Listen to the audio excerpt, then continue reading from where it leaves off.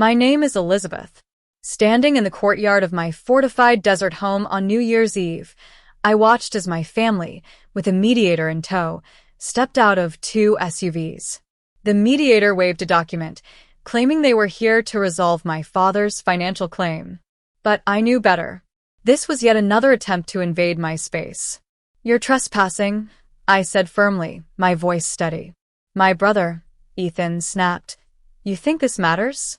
You're alone. We're family." But I didn't flinch. I knew I wasn't alone. A uniformed officer stepped into the courtyard light and declared, "You are in violation of a no trespass order and cited for financial fraud." He handed them 3 envelopes. "You are served." My mother gasped, and my father's face lost all color. Then, Ethan's wife, Lily, broke down.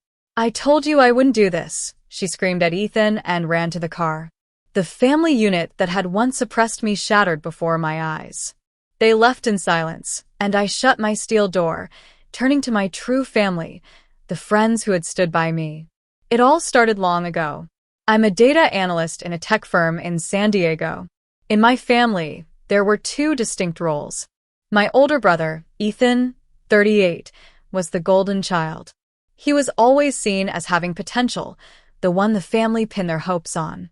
I, on the other hand, was the resource. I was the quiet, competent, and responsible one, always expected to be useful. When I was 20, a distant great uncle I hardly knew left me a small trust fund for education. It was my ticket to a good university without drowning in debt. But in a matter of months, it was gone. My father, Robert, a cold and calculating man, sat me down at the kitchen table. With that calm, reasonable tone he used when doing something unforgivable, he said, "We've decided to temporarily borrow your education fund. Ethan has a brilliant business idea. It's a family investment." There was no room for discussion. My escape route was taken away, and I was left with nothing. 6 months later, Ethan's business, a venture in handmade leather goods, failed miserably. I couldn't go to my dream university. Instead, I attended a local state college, working 2 jobs to pay for it.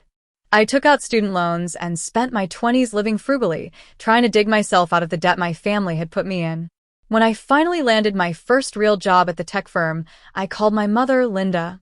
She was always overly cheerful, but it was often a mask for her true intentions. Instead of saying, "Congratulations," she said, "Oh, wonderful.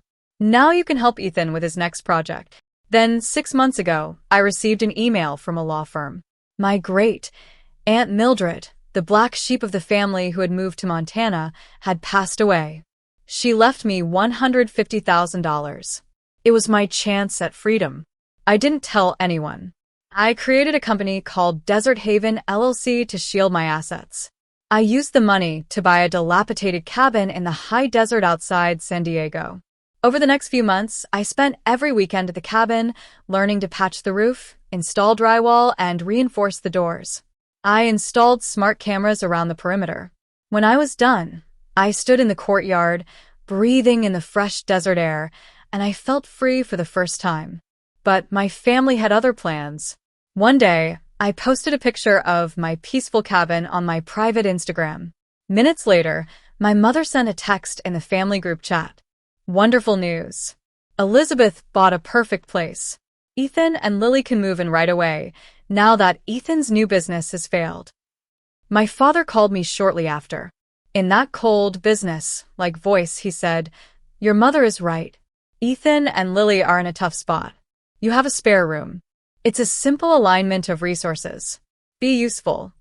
I took a deep breath and said, "No, the house is not available. No one is moving in."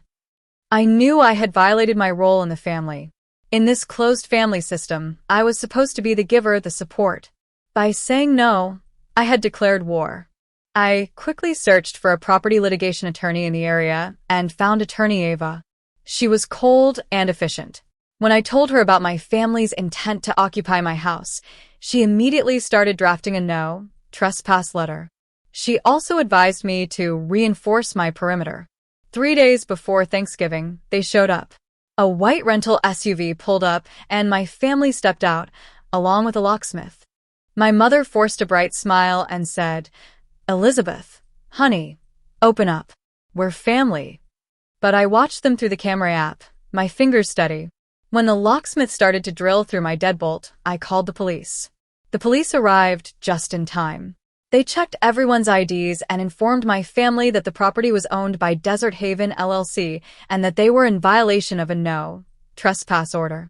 My family was shocked, but they had to leave. I thought the war was over after Thanksgiving, but it wasn't. A week later, I found out that my father had filed a mechanic's lien, claiming he was owed $60,000 for fake repairs. It was a blatant attempt at financial fraud. Attorney Ava filed motions and protective orders. And here we were on New Year's Eve, facing off one last time. As I watched my family leave, I finally felt at peace. I had built my boundaries, found the courage to say no, and reclaimed my life. Peace isn't given, it's fought for.